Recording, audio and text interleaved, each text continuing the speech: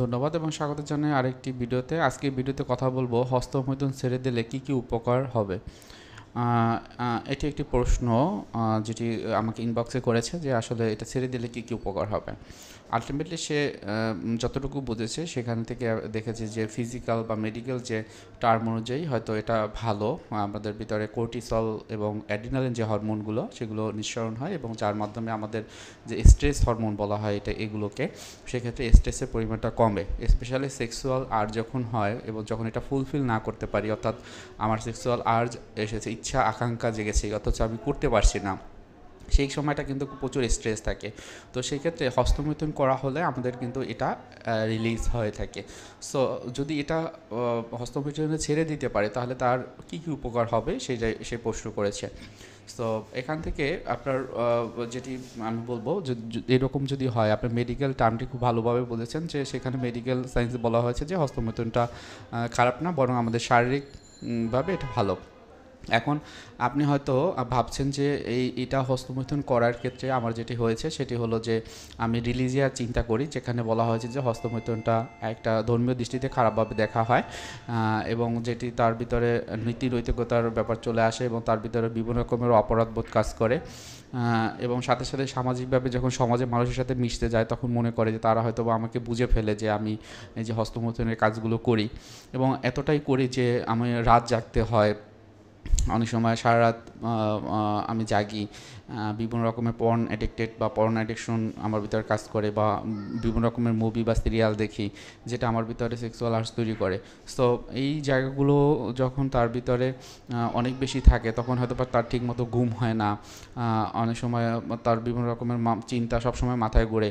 সমাজের মানুষের সাথে মিশতে গেলে তখন তো চিন্তা হয় যে কখন আমি এই যে মাস্টারবেশনের কাজগুলো করব বা হস্তমৈথুন করব। সো এই জায়গাগুলোতে যখন খুব বেশি হয় তখন কিন্তু হয়তো আপনার ইচ্ছা করবে যে আমি এটাকে ছেড়ে দেবো।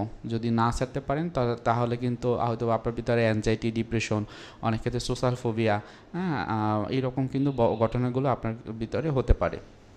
সো যদি সিম্পল হিসাবে দেখেন তাহলে এটা আসলে হয়তো বা সিম্পল হবে, কিন্তু যদি খুব জটিল হিসাবে দেখেন সেক্ষেত্রে আমি বলবো আপনি কিছু আপনার অবস্থানটা ডায়াগনোসিস করার পর একজন প্রফেশনাল কাছ থেকে আপনি আসলে ট্রিটমেন্ট বা চিকিৎসা নিতে পারেন। হয়তো বা একজন কাউন্সেলিং সাইকোলজিস্ট আপনাকে খুব সাহায্য করতে পারবে এই বিষয়গুলোতে। এছাড়াও খুব বেশি টেনশন বা অ্যাংজাইটি কাজ করলে অবশ্যই একজন সাইকিয়াট্রিস্টের কাছে যাবেন, সে আপনাকে হয়তো বা এখানে আপনাকে উপকার করবে। এবং আপনার প্রশ্নের উত্তরটা এটাই যে আপনি যদি হস্তমৈথুনে ছেড়ে দেওয়াটা এটা উপকার হিসেবে আপনি দেখেন, সেক্ষেত্রে হয়তো বা আপনার ওই যে হরমোনাল যে ব্যালেন্স বা ইমব্যালেন্স সেটা কিন্তু ওইভাবেই থেকে যাবে। সো আমি এই যে ভিডিওর মাধ্যমে আমি কিন্তু হয়তো বা আমি বলছি না যে আপনি হস্তমৈথুন করুন, এটা টোটালটাই হলো আপনার একটা প্রাইভেট একটা ডিসিশন, আপনি আপনার জায়গা থেকে আপনি নিতে পারবেন।